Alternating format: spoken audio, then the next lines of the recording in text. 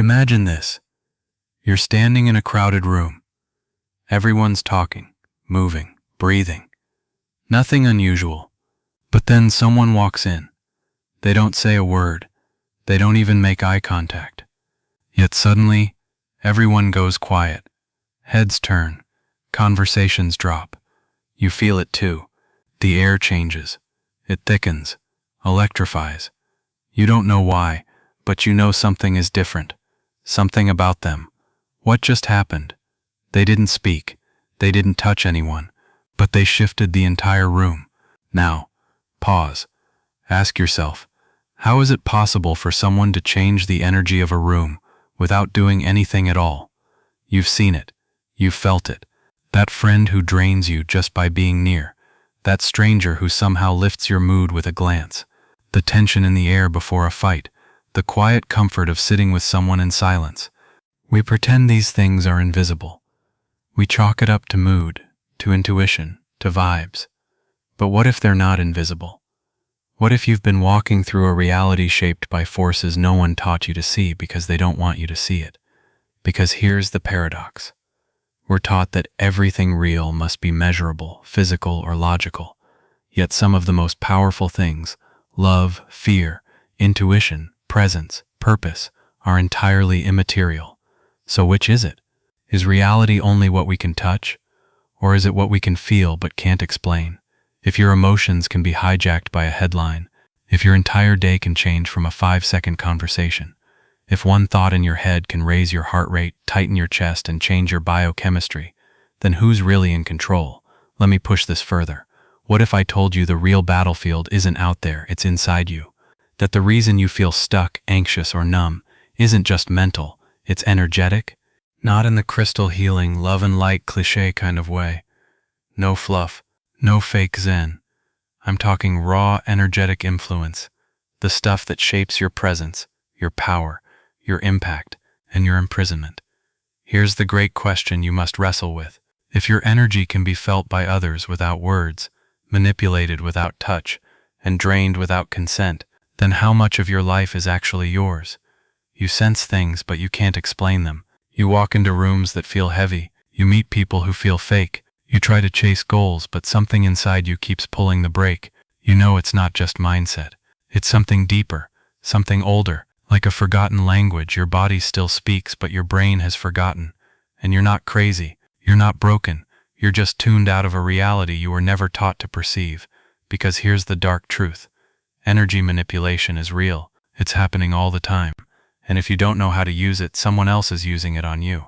The music you listen to, the colors used in ads, the pacing of speeches, the background hum of screens, even the rhythm of your scrolling. It's all shaping your energy, subtly, invisibly, continuously. Arthur Schopenhauer once said, "A man can do what he wills, but not will what he wills."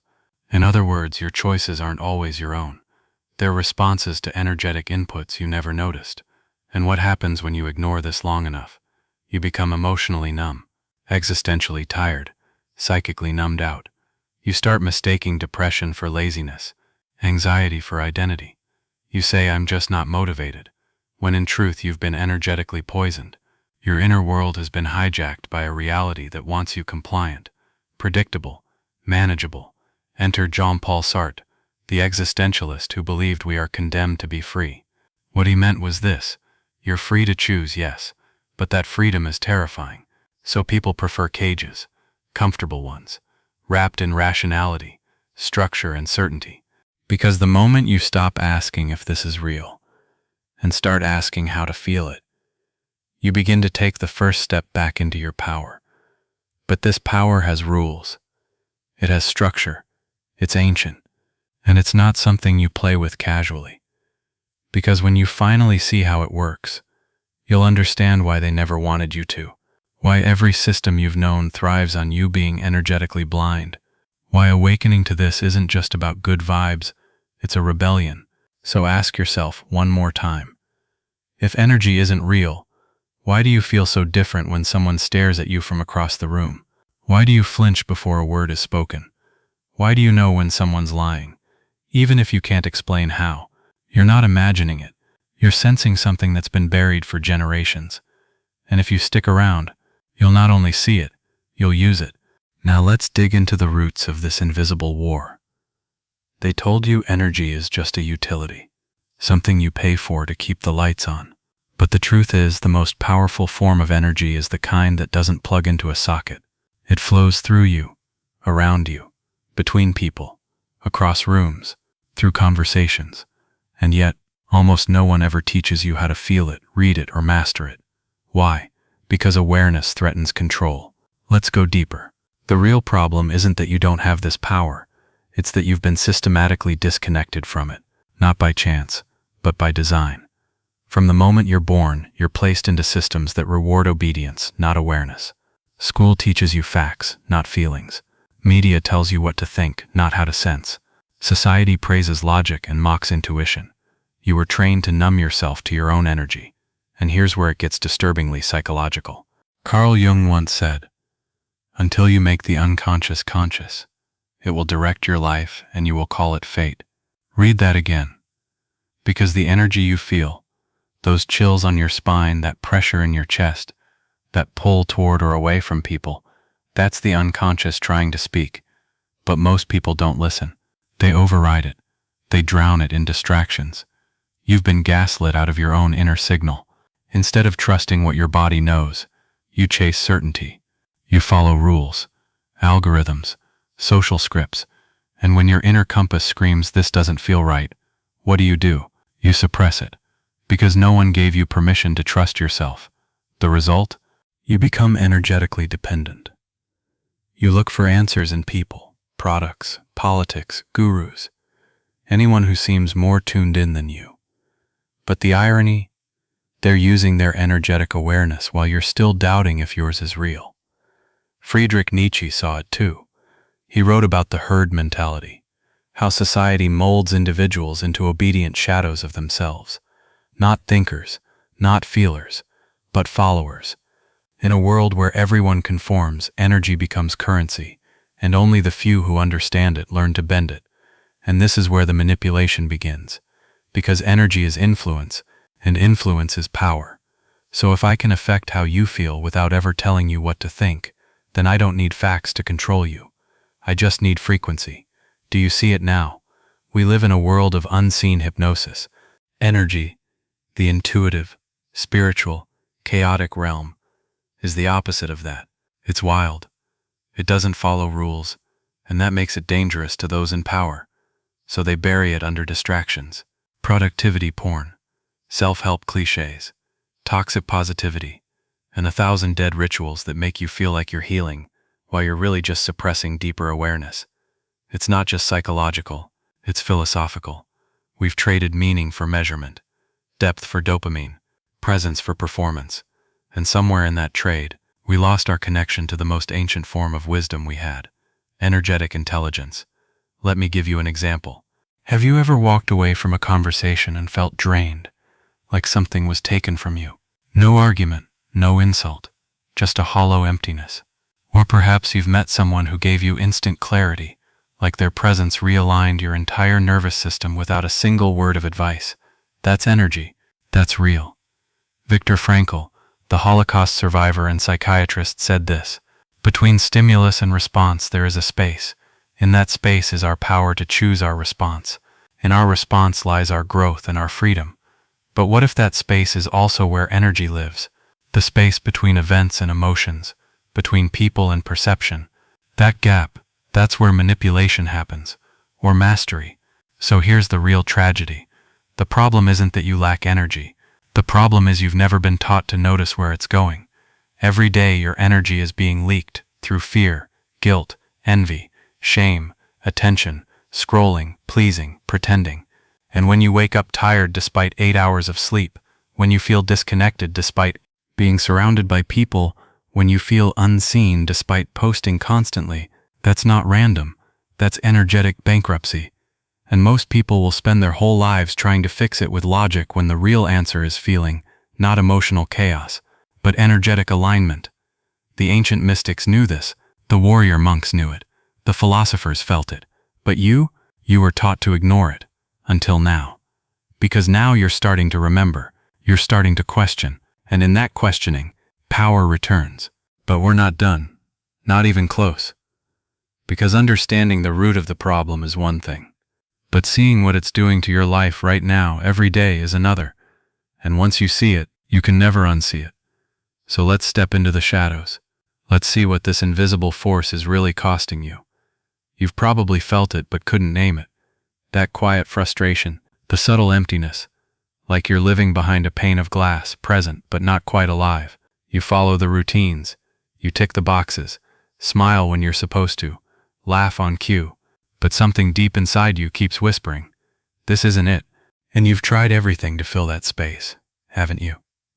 You work harder, you post more, you meditate, journal, manifest, grind, but the emptiness doesn't leave. Because here's the bitter truth, you're not just emotionally exhausted, you're energetically compromised. And when energy is misaligned, stolen, or manipulated, it doesn't scream, it leaks.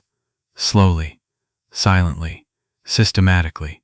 Let's talk about consequences, not the obvious kind, like burnout or stress. I'm talking about the deeper damage, the kind you don't see until it's already rooted in your identity. You ever wonder why you can't sit in silence anymore? Why you instinctively reach for your phone the moment a pause enters your day? That's not just habit. That's energetic disorientation. You've been conditioned to avoid your own frequency because stillness reveals the truth, and truth is uncomfortable, especially when you've been tuned to someone else's channel your whole life. So you scroll, tap, swipe, numb, not because you're bored, but because you're afraid of meeting your real energy again. 2. You mistake mood for identity. When your energy is constantly manipulated by news, people, environments, or even your own thoughts, you lose your baseline. You start saying things like, I'm just an anxious person, I'm always tired, I'm not creative, I don't have the motivation. But what if that's not true? What if those aren't fixed traits, but symptoms of being stuck in an energetic fog created by everything you absorb without consent? Your body knows when something's off, but instead of decoding the message, you label it and become it. That's how people lose themselves. Not through trauma, through slow, unconscious absorption of energy that isn't theirs. You've likely heard of confirmation bias, the tendency to see what you already believe. But combine that with emotional contagion, the transfer of mood and energy through mere proximity, and you begin to understand the trap. The world you perceive, the truths you believe, are shaped not by fact, but by the frequency you're attuned to. That's why someone in a state of fear will see danger everywhere. Why someone in scarcity only notices what's missing. Why someone surrounded by doubt can't see their own light. Your brain isn't just a processor, it's a projector, and what it projects is directly influenced by the energy you bathe in. 4. You give consent without knowing it.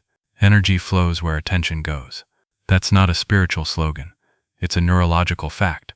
Dopamine, your brain's reward chemical, is triggered by novelty and engagement.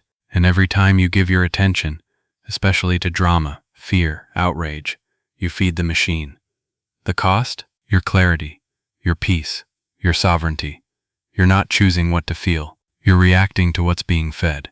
Which means every day you are unconsciously giving energetic consent to systems, people, and patterns that don't serve you. When you don't understand energy, you confuse connection with chemistry. You chase validation instead of resonance. You try to impress instead of align. And here's what happens. You attract what matches your energetic wounds, not your potential. You find people who mirror your fear of abandonment, your fear of not being enough, your need to fix, to please, to prove, and you call it love. You call it friendship. You call it meant to be. But it's not. It's energetic codependency wearing the mask of destiny. And until you understand this, you'll keep giving your light to people who feed off it and leave you in the dark. 6. You lose touch with purpose, not because you don't have one, but because energy that should be fueling your soul is leaking into 1,000 distractions, obligations, fears. And the tragedy? When you forget what you're here for, someone else will be very happy to assign you a purpose. Be useful, be productive, be normal, but purpose isn't given, it's remembered. And it's remembered through energetic alignment, When what you feel, think, and do move as one current, when you live in that flow, life stops feeling like survival. It starts feeling like truth. This isn't some abstract concept. It's the invisible skeleton beneath your everyday life. Your fatigue isn't just physical. Your confusion isn't just mental. Your disconnection isn't just emotional. It's energetic, and it's been building for years. But here's the twist. You're not doomed, because the very thing being used against you can be used for you. Energy isn't good or bad. It's directional. It either flows by design or by default. And most people live on default.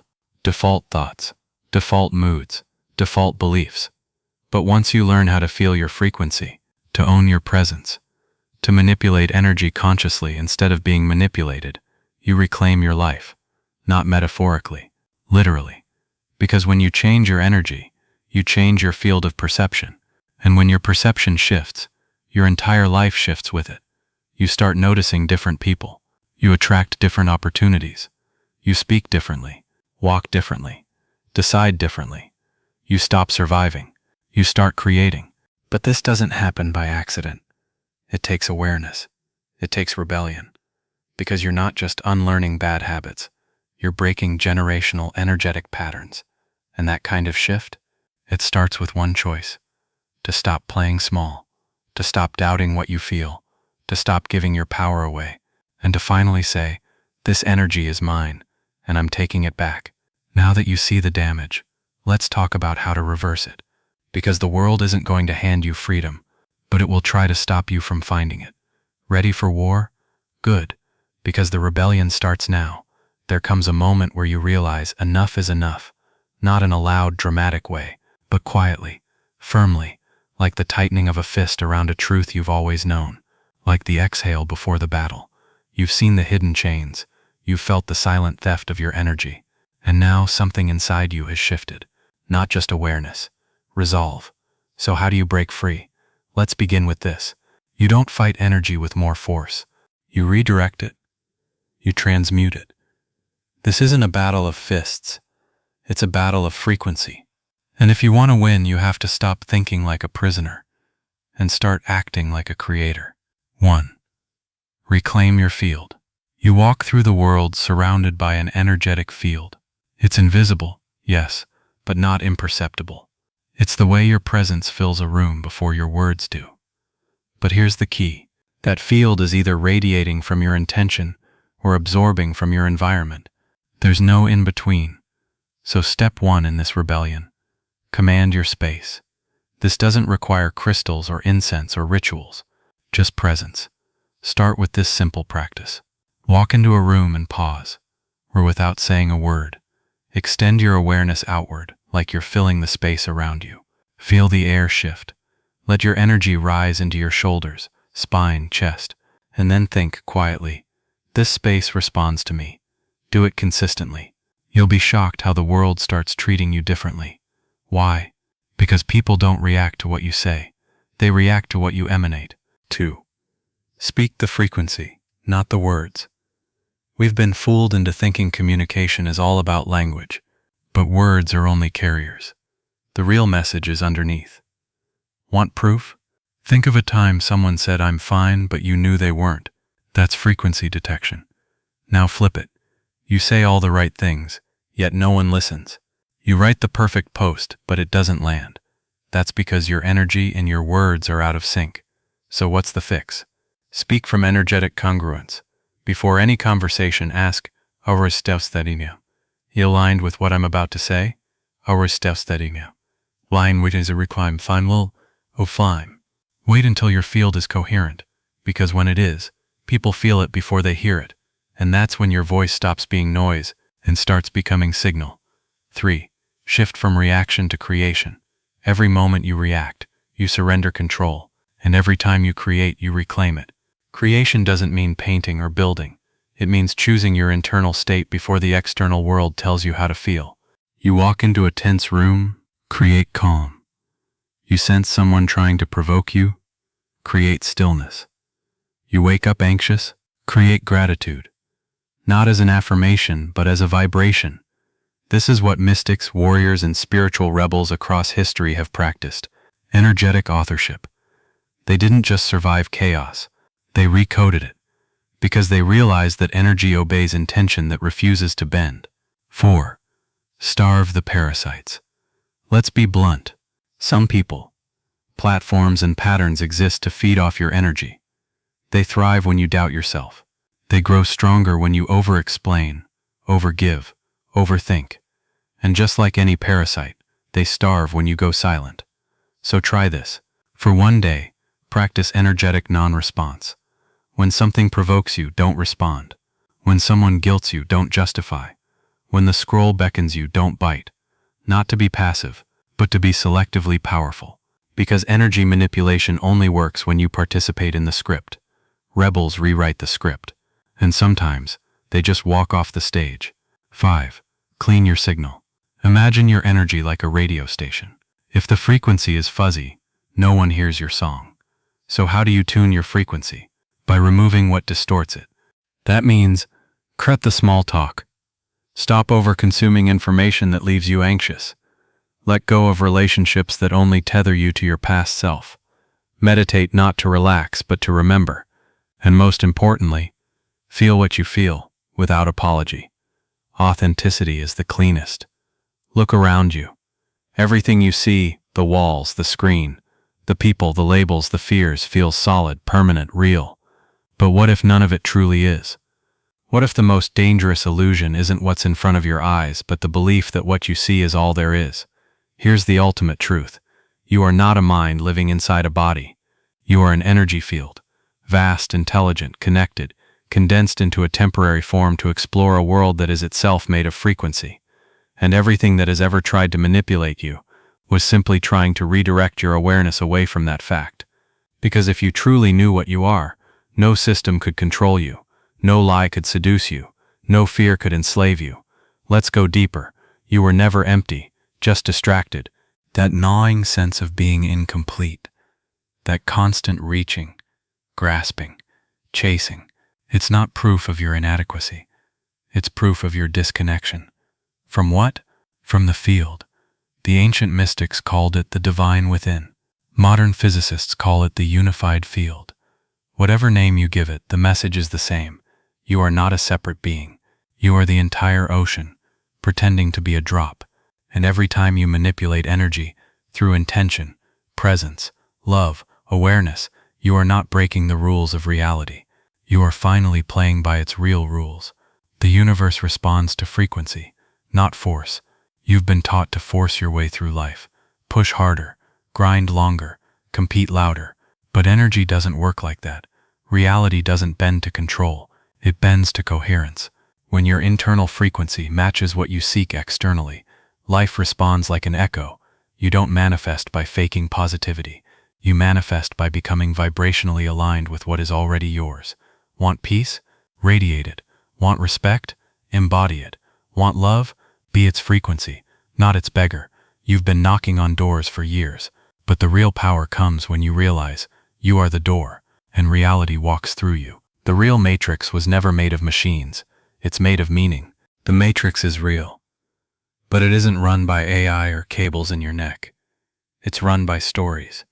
Stories that tell you who you are, what you're worth, what to fear, what to chase, what to believe. And the most effective stories, the ones that tell you you're powerless. Because when someone controls your meaning, they don't need to control your behavior. They've already won. So the final act of rebellion isn't just unplugging from the system. It's rewriting the story from the inside out. You are not broken. You are not behind. You are not too late. You are awakening. An awakening is never on someone else's schedule. The frequency of truth is silent, but it rearranges everything. When you finally feel it, not just understand it, but feel it, something clicks in your core. That inner hum, that rising heat, that strange wordless sense of remembering, like you've been here before, like you knew this before the world taught you to forget. That's not a coincidence. That's truth recalibrating your frequency. You don't need more information. You need resonance. The knowing that doesn't arrive with logic, but with stillness, with a breath, with a yes that rises from the marrow of your being. But what you are always the signal, never the noise. Others tried to define you by what you do, what you own, what you post, what you fail at. But that's not you. That's just surface static. You are the original signal, the one beneath the noise, the one before the names, before the labels, before the fear. And when you return to that signal, everything false begins to crumble. People will say, "You've changed. You're different. You're intense now." Let them, because energy that's finally undeniable is often misread as too much by those still tuned to their own suppression. You are not here to be digestible. You are here to be undeniably real. And this is where everything flips. Because if energy is conscious, then every thought, every feeling, every breath is not just a reaction. It's a co-creation. You're not observing the universe. You're shaping it. The field is alive. It listens. It mirrors. Which means the energy you send out is not just an expression of who you are. It's an instruction to reality. So the question becomes, what are you teaching reality to reflect back to you? Lack, chaos, guilt, or power, vision, love? You are not just participating in the world. You are actively coding it, with every intention, every breath, every presence. And when you remember this not as a concept, but as a felt experience, you stop chasing life, and life starts chasing you. The cinematic close, your role in the field. So now you sit at the edge of the known. The veil is lifted. The noise is fading. What will you do with this awareness? Will you go back to sleep, back to default, back to comfort? Or will you begin, truly begin, the work of energetic mastery? Not for attention, not for trend, but because something in you knows. You were not born to survive. You were born to remember, to reshape, to emanate. And you don't need anyone's permission. You never did. So take this last breath now. Inhale, not just air, but awareness. Exhale, the lie that you are small. Because this is your call. This is your initiation. Not into magic, into reality. Energy is real. It is you. Use it before they erase it from you again.